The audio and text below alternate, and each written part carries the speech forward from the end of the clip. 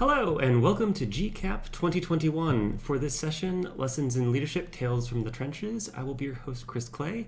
And over the next 40 minutes, we'll talk a little bit about my experiences in leadership over the last 21 years. To get started, why should you care? A little bit about me. So, who am I? I am currently the game director of Gods Unchained, working at Immutable on blockchain gaming and trying to change just a little bit of how we as game companies interact with our players and giving people more freedom and control over their assets. Prior to that, I was the game director of MTG Arena. Prior to that, lead champion designer on Infinite Crisis. Before that, lead combat designer on Lord of the Rings Online. And I got my start as the lead technical artist on Asheron's Call 2. And each of those was a little bit of a different experience in leadership, and let's get into some of those stories. So starting off, reasons for leading. Do you want to become a leader, or do you want to become a boss? So this is actually quite an important question to me, and something that I look at when I'm trying to guide new leaders into the crazy realm that is leadership. So, reasons for leading. What is at the core of why you want to be a leader? Are you doing it because you want to increase your pay? Are you looking for power? Are you looking for prestige? So my story here starts, I think, on the right side of this. When I joined Turbine a little over 20 years ago as a technical artist, I started out basically by myself. There were no other technical artists at the company. In fact, at that time, technical artist as a role really wasn't even well defined. And, for my first year at the company, I helped define what that role meant. And then I started to grow a team. I got to hire in a couple of people, underneath me. And ultimately, I was trying to grow them. I was trying to increase the productivity of my team. I was trying to help the other artists on the project. And I felt like I was a leader. I was helping to grow people. I was helping to bring them along the right path. But after about 2 years at Turbine, that changed pretty dramatically when I was promoted to art director on Lord of the Rings Online. And that's where things, I think, for me, get a little bit darker. When I was promoted to art director, I was looking at that, at the time, I was about 22 years old. I'm like, holy cow, I'm an art director now. I'm leading this team of 13 people internally and about the same externally. I'm working on this IP that I've loved since I was a child, and I switched over into some of these darker reasons for being a leader. I was looking at the prestige, I was looking at the power I had over people, and a lot less on the bright side of things, which is empowerment, is sincerity, is accountability. This is not why I was art director on Lord of the Rings Online, and I think it showed. So as art director for Lord of the Rings Online, I led a team through a series of death marches trying to meet impossible deadlines. And truth be told, I don't believe I was set up to succeed here. And this essentially comes right from the CEO's mouth at the time. I was promoted into that role to fail. We were looking, unbeknownst to me, to effectively get the rights to the project, to the Tolkien IP for an MMORPG in-house. And that meant we had to slip our deadlines. And what better way to do it than putting somebody young and inexperienced in charge of a team? The problem is, I really wanted to hit those deadlines. And so I did it in a way that a boss does it, and that I pushed my team to extremes. It wasn't all dark. I gathered a lot of data over my time as the art director on the project. And ultimately, I do think I took that time for good, in that what my data showed is when we were working typical 8-hour days and getting to go home and have a life, we reached a pretty solid amount of productivity. It was a waterfall process. It was pretty easy to measure. And when we went into crunch, what we did at the time is, if any portion of the team was crunching, everybody did. So, if engineering was behind, everybody crunched.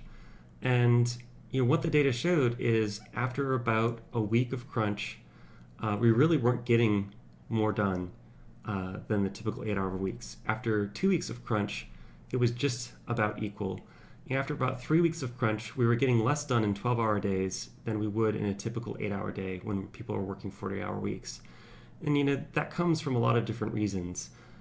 Some of it is just, a sense of, I think righteous entitlement to slack off just a little bit when you're spending so much time, at work on a project. And for me, this experience, ultimately soured me on leadership. When we took the project back in internally, I stepped out of a leadership role altogether. I basically demoted myself from being art director over into game systems design. And I spent, the next decade mostly working, not managing people. And some of that came from my own sense of, betrayal by my CEO at the time. He didn't set me up to succeed. He set me up to fail. And I burned a lot of people out. Some left the industry altogether. A lot of the people left Turbine. And they were a lot of really good people that I enjoyed working with. And that is a period of my life that I'm not necessarily proud of. So let's pull this back. If you're looking to be a leader, why are you looking to do that? If you're looking to have power over other people, if you're looking for the prestige of your name up in lights, my advice is don't go down that path. It's not going to be good for you. It's not going to be good for the teams. If that's sort of a side benefit, great. It comes with the territory. But if you're going to be a leader and not a boss, you need to be getting into that role, looking to empower the people beneath you. You're looking to hire people who are going to be better at all of those individual contribution roles that can do it better than you can do it. You need to respect all of the people on your team. You need to be sincere. You need to earn their trust. And ultimately, you need to be accountable to all of them. And if this is the path you're going down, you're going to be a leader. You're not going to be a boss. This is where I've seen it really work. This is how I've largely looked to style my own, form of leadership, over the years. The other part of this is, where are you going to find your joy in leadership? Because it's very different from being an individual contributor. If you're an individual contributor on any given day, you're getting something done, be it a new animation, an amazing VFX, finishing off a system, some chunk of code. When you're a leader, it's different. You're not necessarily ending a day with some specific accomplishment that you can point to. Your day may have been guiding people on how to better do their job. It may have been sitting back and just listening to how somebody's planning on to do something. And if they're going to accomplish the goals, it's giving them the go-ahead and sort of stepping back. It can be hard to be patient as you're waiting for people that you have empowered to come through and deliver what they've delivered on. And in some cases, and in many cases, they're going to hit rough patches. They're going to fail. And if you're being a good leader, you need to let your team be comfortable with failure. And if you can find joy in those failures and in guiding people, from failure to success, maybe you're going to be okay. If you can find joy in watching people grow and potentially watching people do far better at something than you could have done, maybe you're going to find joy in leadership. But I think it's a really important question to ask as you go into leadership. What are you doing it for? What is going to make you happy in that role? And if you really can't see it, why are you going down that path? Would you be happier continuing to be an individual contributor in your discipline? That might be the best path for you. One of the other parts of leadership, I think, comes down to anger management. For the first 7 years of my career, I usually got excellent reviews, and I had one common theme through them. Chris is an excellent individual contributor, but he needs to work on his temper. And this is something that I'm not particularly proud of from my past. Early on in my 20s, I thought that anger was something that could be used as a useful tool to get my way, to motivate people, to make people see things my way. And I was fairly quick to anger, and it took a lot of work and a lot of time and a lot of effort to get to the point where my temper didn't define me and define how I interacted with other people. And I think a lot of people had a hard time believing that that's where I was, but it is. And it's something that I'm proud of getting through, and it's something that I encourage anybody who's looking to be a leader or just a great member of a team to work on. Anger really doesn't have a place in the workplace. If you're going to anger, you're likely missing the point, and you're not going to be getting through and connecting to people. How do I approach this now? How do I avoid getting angry? Some of it is when I'm going into a hard conversation, or even when I'm blindsided by a hard conversation. It's taking a step back and looking at, what do I want to get out of the conversation? If I'm going into a hard conversation, or if I'm even dealing with somebody who's angry with me, and I can take that step back and know what I want to get out of the conversation, it gives me a good goal. And that goal can't ever be to be right. If you're looking to be right, you're looking to be a boss. If you're looking to be a leader, the goal cannot be, I want to be proven right in this. You may be proven right, but the goal needs to be something closer to a shared understanding of what the problem is and how you're going to tackle it. Another key part of this is respect.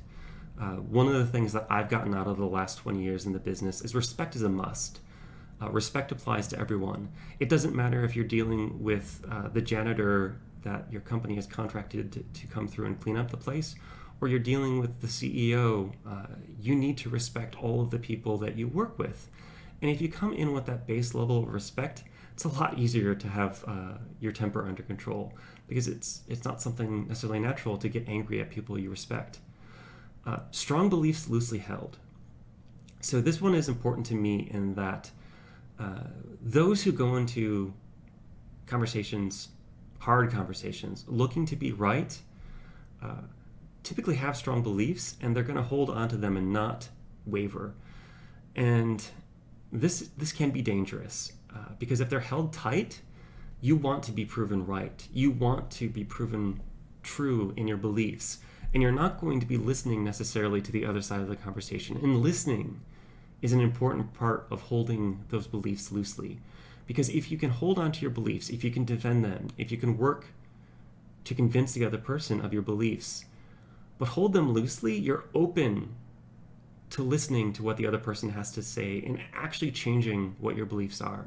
One of the ways I like to put it is, I will fight tooth and nail for my beliefs, right up to the moment that I realize I'm wrong. And at that point, I will let everything I've said go. And I will acknowledge that I understand the person's position now and that I've changed mine. And when you can do that, you can connect with people and you can improve yourself. Tools for going into this, one of the biggest ones for me is an arguable language. And this is something that took me a long time to learn. When I was angry, I would speak more in absolutes. Like, you're wrong. It's a simple statement. You're wrong. Like, you have to be wrong. That is arguable language. When I say you're wrong, one, it's going to put you on the defensive, and two, you're going to want to prove that untrue. Like, people don't like necessarily to be wrong. A very simple change to turn it into an arguable language is, I think you're wrong. I believe you're wrong. Thoughts and beliefs can be changed. If I think something, it gives the other person an opportunity to change my thinking. If I believe something, it gives somebody else the opportunity to change my beliefs. And it's subtle.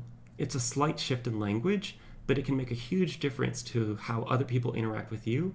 And as a leader, you have a lot of power.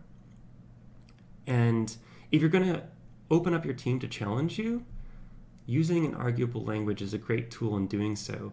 And when you're open to listening to your team, you're going to find feedback that sits outside of your thoughts. And you're going to find pieces of information that improve the project overall. And those can come from very unlikely places. Some of the best feedback I ever got on Infinite Crisis came from a QA tester. He pulled together a pretty detailed presentation, very nervously, presented to the team his thoughts on some of the issues we had, and it was fantastic. And you know what? I could have taken that, listened to my cognitive dissonance of like, this is just a QA person. Who is he telling me, something's wrong with the project?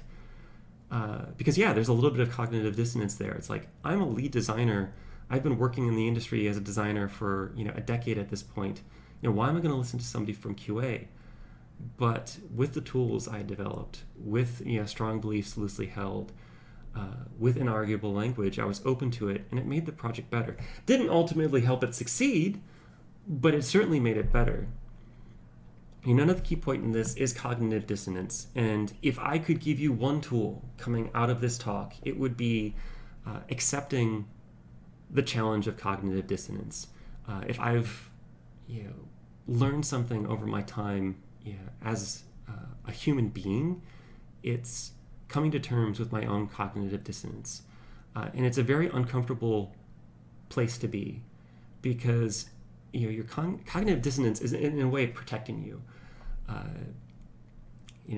One of the ways I've put this is, a long time ago, I was a nice guy, and I didn't necessarily respect women in my life, and I'm really ashamed of that. Particularly some of the things I did in college. I never did anything that I would consider truly terrible, but I did some things that I am not proud of. And I had a lot of cognitive dissonance around that. And I call it out, as a personal, foible that I've worked hard to improve, to become a champion of those who aren't quite as wrapped in privilege as myself. And this cognitive dissonance, because I didn't want to accept that I had done things badly. Like, I hold myself in fairly high regard. I think I'm a good person. And to admit that I wasn't necessarily the best person I could be, you've got to work through your own mental anguish over that. And as you do, as you get better at accepting that, you might have done something that you're not proud of, if you can accept it, if you can own that, if you can own up to your team about that, that also opens up them to be able to be a little bit weak around you, to their own challenges, the own places that they recognize that they can improve. I think it's a really important quality in a leader. Other parts of anger management. Some of it comes to interacting with your community. One of the things I like to teach all of the people on my team that interact with the community on the game is, there's a very thin line between love and hate. And I think you'll see this mostly in the super engaged players. One moment they can be your biggest fans and championing you, and then if you do something they don't like, they can turn against you and they can be mean. I have been called many terrible things throughout my career. I have had death threats. I have had people hope for my own personal harm. And then I've had those exact same people hoping those things, sing my praises, the next week. And having worked in online games pretty much my whole career, over 20 years now, I've had a lot of experience with it. And the danger here, when dealing with an angry community in particular, when people have switched over into hate, is feeding into that. And this goes back to that previous slide in terms of inarguable language, and in terms of knowing what you want to get out of a conversation. As a developer, it can be easy, particularly with a hateful community, to want to be right, to prove them wrong. And I think it's far more important to keep your cool and to listen. Can you listen to the community when it's angry? Can you not take it personally? Can you use your own inarguable language to, in some cases, parrot back what they're saying in slightly different terms, and ultimately dig down to the root of the problem? Because what the community is saying is wrong isn't always the case. One of my favorite stories from Infinite Crisis when it came to balance was Poison Ivy. I was a support character. And the community over and over again was coming back with Poison Ivy is weak. It's the weakest support. She's terrible. She's not worth picking. You guys need to buff her. And our initial response was like, yep, we can see the numbers. We can look at the data. She's clearly not living up. Win rates below 40%. Let's work on this. So we buffed the numbers, and we buffed the numbers. And I'm looking at the math and the numbers, and I'm like, this is the most overpowered character in the game. Like, if people are calling for her to be buffed, this doesn't make sense. Something is clearly wrong. And ultimately, the root cause of Poison Ivy's issues weren't the balance of the numbers, but it was the feel of the character. Animations took too long. The skill hooks weren't happening at the right time. So I took a couple of days, balanced out the animations, balanced out the VFX, balanced out some of the missile travel rates. Didn't change anything on the actual number balance. And that next patch, oh boy, did all of the overpoweredness come through. Absolutely broken. Had to be nerfed kind of into the ground after that one. But if you're just listening to what the community is asking for and just giving them what they're asking for, you're kind of missing the point. Sometimes they may just be right. I've certainly seen instances of that. I'm not saying not to take them at face value. But if you dig a little bit deeper, look through your analytics, look through the numbers, go through your own anecdotal feedback, and keep your cool, you can dig down to the root cause of it and solve what's causing their anguish without necessarily doing exactly what they want to say. But all of this requires you to keep your cool. If you go into that fight with the community wanting to be right, it's not going to end well. People don't respond well to that at all. Another big challenge I see in leaders of all stripes, I'll call cloning tech, that cloning moment. It's like, what do you do when your team wants to clone you?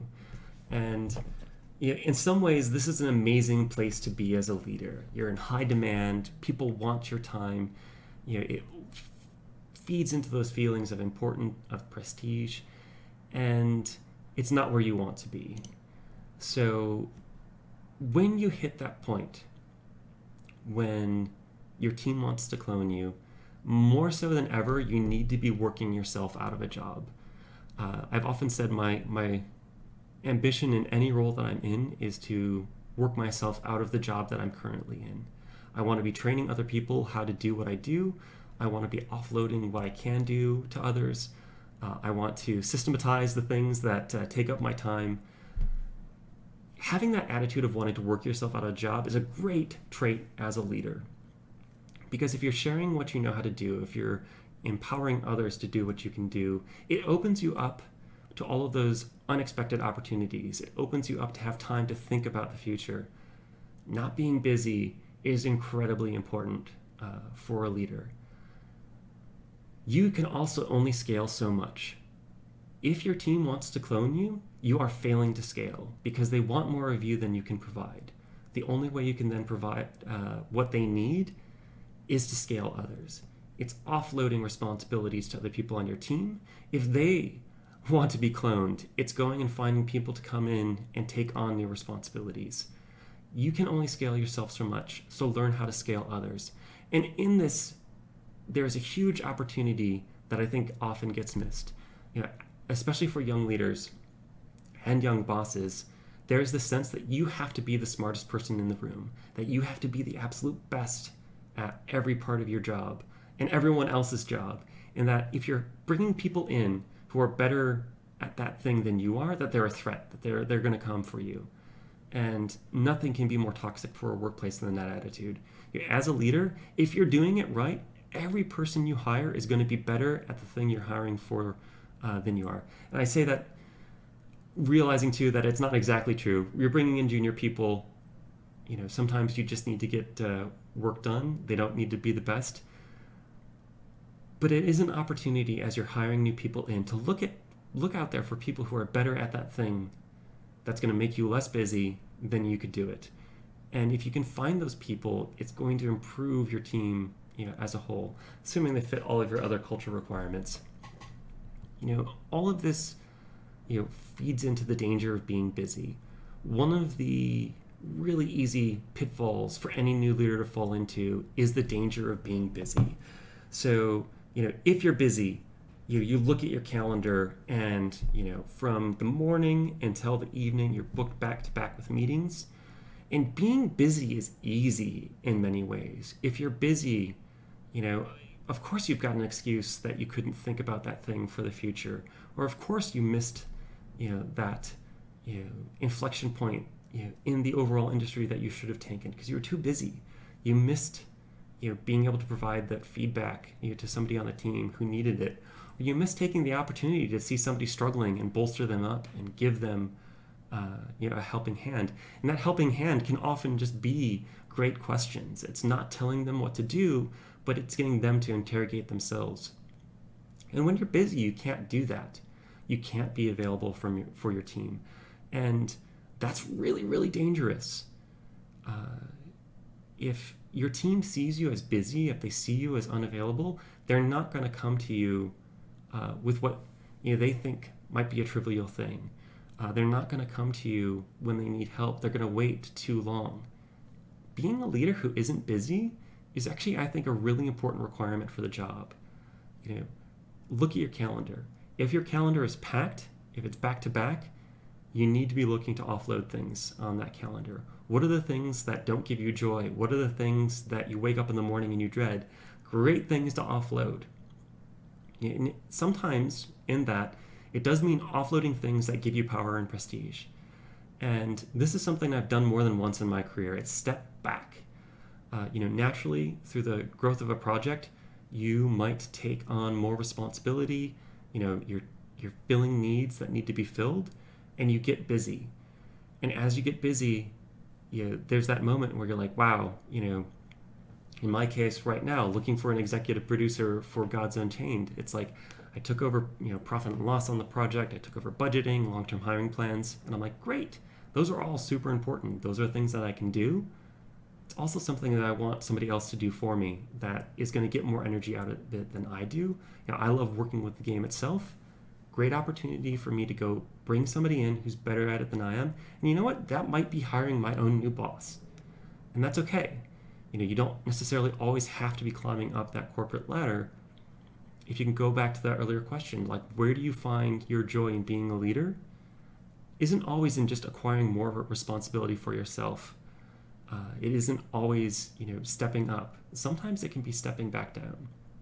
And if you can do that with grace, I think you might be able to find just a little bit more happiness day to day. I know I have. Understanding communication is what is understood, not what is said. And never is this more true than in a format like this. So ideally, when I'm giving a presentation, I can look out at the crowd. I can see if people are understanding it. I can see that recognition in their faces that they get it. Or if I see confusion, I can go in and I can clarify. If people are particularly interested in a story I'm telling or a point I'm making, I can potentially dig a little bit deeper into it. In this format with video, I can't truly get if you have understood what I've said in the way that I meant to say it. Ideally, I can clarify some things here. If you don't quite grok something, throw it down into chat and I can respond and provide a little bit more clarity. But that's part of what makes a presentation like this hard. I can't really know if what I've meant to communicate has been understood. So as leaders, what are some of the ways that we can make sure that what we've said is understood? One of them is repeating what you've heard. So this comes on the listening side of this as a leader, but also for your reports, because if you exhibit this behavior, other people will copy you. It's pretty natural when it comes to just a team forming how it works. When you're listening to somebody on your team, repeat that what they've said. This can be in a one-on-one setting. This can be in a team meeting. If as a leader, you're repeating back what has been said, people understand that you're engaged in listening. They understand that you understand, or they can correct you if what you repeat back isn't what they intended. There's a lot of power in repeating back. This is often something that I'll use to get meetings back on track. You'll see people escalating, and it's almost a loop of violent agreement. Somebody's restating their point, sometimes in the exact same language, and then the other person's restating their point. If you can take a step back, have them both listen and parrot back what you hear them saying, can often be a moment when it breaks through on the meeting. So, repeating back, very, very powerful listening tool. Another part of this is, when in doubt, write it out. If you are just using verbal language, it is a form of tribal lore, and tribal lore is open to interpretation. Memory is imperfect. I'm going to remember things slightly different than you do, and if we're sort of throwing it into that vast sea of memory, we're leaving it open to misinterpretation. It's going to lead to confusion. It's going to lead to mistakes that didn't need to be made. So when in doubt, write it out. I know all of my one-on-ones, I document what we've talked about. This, again, makes people clear that I've heard what they're saying, that I've written down the key points that we've talked about, and that our next actions are codified. So if we've got next actions out of the meeting, we've written what those next actions are, we've assigned dates by when we're going to try and accomplish those, and this is some important guidelines of like, hey, as we're approaching that date, if you're going to miss it, let me know ahead of time. I know one of my biggest pet peeves is when I don't find out until after the fact that a deadline's been missed. With next actions, with deadlines like this that are agreed upon, you can avoid some of those misinterpretations. Know your audience. So one of the stories I love to tell here is about how a little guy, a technical artist at the time from a tiny game studio at the time, was able to reach an audience that the big guys didn't. So a long time ago, I was called kind of out of the blue to fly up and give a presentation to the Alias Wavefront marketing team on how to sell Maya to game studios. And I went into that presentation looking to talk to marketing people, looking to talk to salespeople. And I went in completely unprepared because I was expecting a team of like a half dozen people in a meeting setting. And when I showed up to the hotel, instead of being a tiny meeting room, it was the ballroom, and there were maybe about 200 people in the ballroom, and I was the last to present. And before me, team from Alias Wavefront, team from ILM, speaking to Alias Wavefront, but not really speaking to the people in the room. They're going over the technical details of how they set up the pod racers, and I'm like, oh my gosh, these people are talking to me. And that followed with all of the other presentations. They were talking to other artists and technical artists in the room. And that room was not full of people who cared about that. When I went up to give my talk, I was talking to marketing people. I was talking to them about the key points of what mattered to me. And in doing so, I connected with people in a way that people with far more cachet in the industry couldn't. Know your audience, speak to them. One of the hardest parts in all of this is clarity is kindness. And this is hard to do right. It's not fun to go to team members that are potentially struggling or team members that aren't performing and let them know what's going on. Giving people clarity in challenging situations is kindness. One of the cruelest things you can do as a leader or a boss is not let people know where things are wrong. So you may have somebody on your team that's just pissing everybody else off. They don't necessarily see it. Other people aren't telling that person that there's problems, but they're talking behind the person's back. Giving that person clarity of where they're going wrong is really important, because if you don't, it's never going to get fixed, and it's going to lead to that person leaving the team, or potentially other people leaving the team. Resolving those conflicts through clarity, resolving work issues where they're not delivering with clarity is really, really important. It doesn't mean you have to be mean, but you got to let them know. And a boss, I think in a lot of those instances, may yell. You as a leader can come through with a calm but clear approach that's written down in many cases to let them know what's going on, and that is kindness. Speaking of kindness, resilience, holding hope, and faith. This is something that I believe is incredibly important for leaders. You need to be the safe space for the team. You need to be the calm in the storm. You need to be the person that people look to when things are going wrong for clarity. If you can do that, you can guide your team through some pretty crazy situations. One of the ways that I do this is focus on the solution, not blame. So one of the biggest mistakes I've seen in my long history is starting off with blame. If something has gone wrong, if servers have gone down, find out who screwed up. When you go down that path, people will hide their mistakes. If the focus is on finding and placing blame, people aren't going to come forward when they think something might be going wrong. They're going to try and cover it up. It may lead to a much longer investigation because they don't want to come forward. If you create a safe place where when things go wrong, the whole team comes together, they rally for a solution, it creates a safer environment where people can take some risks at times, where people can challenge themselves, make a mistake, recover from it, and know that that's okay. If you can create a safe place where it's okay to make some mistakes, learn from them, grow from them, you're going to create a safe environment for people to stretch themselves, and that's going to help you innovate. It's going to help you go outside the norm and do amazing things. Doesn't mean that you just let things go. Root causing after the fact can be incredibly important. You want to know why things went wrong because you don't want to repeat it. I often say, the first time something happens, so the first time something goes wrong, I'm never going to get mad about it. Great. We made a mistake as a team. We learn from it. We move forward. The second time that thing goes wrong, I'm going to be a little bit peeved. Doesn't mean I'm going to get angry about it, but it's going to be like, hey, clarity is kindness. This shouldn't have happened. We already went through this once. We should have had things in place to prevent it. We really need to make sure that that doesn't occur again. Once we hit the third time of the same issue happening, that's where things have gone seriously wrong. That's where we need to do a much deeper dive into why is the same thing happening again, because we shouldn't be making the same mistakes. We need to free up our focus on new solutions to new problems. We don't want to be spending our time solving problems of the past. Keeping that calm is hard. Keeping the calm when the players are rabid and they want heads and they're angry, where their love has turned to hate, is hard. How do you keep that calm? One of the ways that I do it is think, what did I care about 10 years ago?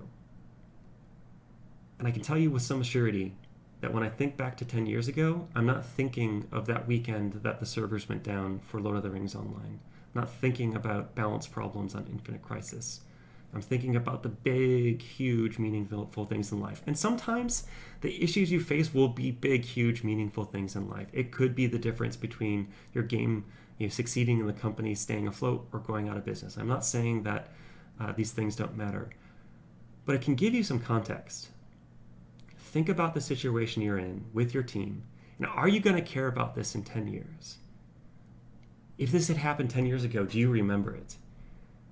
Using that context can help you stay calm in some very hairy situations, because you can understand, like, in the big picture of things, you don't need to have an outsized, emotional reaction to this. You don't need to panic, because in the grand scheme of things, you're going to get through this. It's going to be okay. You're going to resolve it, and the team will move on. Overreacting in the moment can be one of the most dangerous things you can do as a leader. Getting incredibly emotional when things go off track can be very dangerous to the health of your team. It can break trust. It can ruin relationships. It can make people feel very unsafe. And when people don't feel safe around you, it's hard to lead them. So be resilient. Be a good leader. One of the last things, like organization, easy way to say this, right people in the right seats. This can be challenging too, particularly like with what I've been going through with a startup, in that this is going to change rapidly. As the team grows, as the team evolves, you're going to have to continue to adapt, how the team works, how they interrelate, how it's structured. And people who had been in the right seats earlier in the journey may no longer be in the right seats. You may need to adjust their roles. You may need to, like I had said before for myself, step down. Adapting your team and practices as it grows, keeping that constant evaluation on the people on your teams, including yourself. Are the right people in the right seats? If they're not, go out and find them. If somebody is struggling, potentially moving them into a different position on the team. Like, have they overextended? Have they taken on too much? Do you need to split that into two different roles? Go and hire somebody new to help them. Just as you can be too busy, your people can be too busy. If you want to go clone somebody on the team, it's a sign that you need to go get help or change the way the structure works. In this, the importance of candor. If you're going to have the right people in the right seats, you need that respect of your team. You need that trust of your team, so that people can come to you and let you know when things aren't going right. Is somebody struggling? Like, are you the safe leader that they can come to and be like, yeah, so-and-so is having a hard time, and know that they're not going to get that person in trouble. Know that they're not going to get thrown under the bus. That's a delicate thing to navigate at times. When people have come to you with sensitive information, keeping that trust and keeping that candor. And sometimes that comes from you too, of being like, hey, calling it out that things aren't right now. And through doing all of that, cultivating your culture, what are the things that truly matter, to you, as a team? Is it your candor? For me, respect is one of those absolutely critical elements. If somebody is disrespectful on the team, that's something that has to be addressed right away. You can't have a lack of respect for anybody on the team. Sure sign, you take somebody out for an interview lunch and they're disrespectful to the wait staff. That's a clear sign that they wouldn't fit into the culture of our group. Respect, if that's it, focus on that. Communication, whatever it is, cultivate that culture and don't allow exceptions. And this is really important, because allowing exceptions to the culture that you want to cultivate will destroy the culture. Nobody wants to work in a toxic environment. Nobody wants to build a toxic environment. So how do you get to it? And why does it seem like it's so easy to get to? And from my perception here, it's because exceptions are allowed. You have somebody who's incredibly skilled at their role. They may be fantastic at it. Maybe they're a genius, but they don't fit the culture. Maybe your genius is incredibly disrespectful to the rest of the team. The dangerous path to go down is you accept that for what they contribute. You're like, great, they're a complete jerk. Maybe they mistreat the women on the team. Maybe they mistreat minorities on the team. But oh my God, look at their work output. Look at what they contribute. You make that exception, and you kill your culture step by step with that. You need to be willing to make hard decisions as a leader to protect the culture that you want to have. Because if you make exceptions, based off somebody's skill set or being exceptional, the culture is going to die with that, because you're going to show that it's acceptable for whatever they're doing to exist. And you just can't do that as a leader.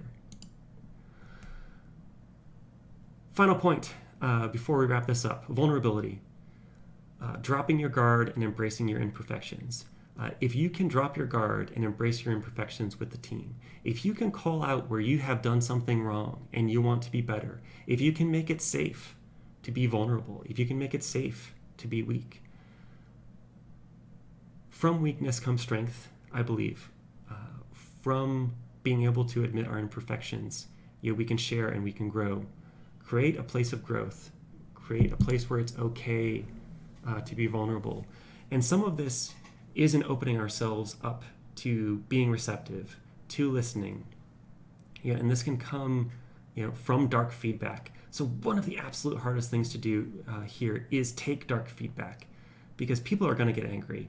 As much as we work on our tempers, people are going to get upset. People are going to say hurtful things. People are going to lash out, and particularly if there's somebody who knows you, they may know the way to hurt you most deeply. In dark feedback, though, can you be vulnerable? Can you be open to not necessarily what is being said, but that there is a cause to what is being said? Can you look through that to the root of the problem? If you can go and find and fix that root cause, it is often not in what you're being attacked on. It's often not directly in what's being said. But if you can be vulnerable, if you can not lash back out at the person who's lashing out at you, if you can ask questions, you can search down to that root cause, you can get through your own cognitive dissonance, and you can actually solve things that otherwise may not be solved. Being vulnerable as a leader isn't necessarily easy, and I'm not saying that you need to let other people lead, but having your own imperfections, accepting that kernel of doubt, can be incredibly important to your own improving on your path to being a great leader. And with that, we are at the end of the slides. Thank you so much, everybody, for listening. I will stick around for questions in chat, and I hope you guys have an exceptional GCAP.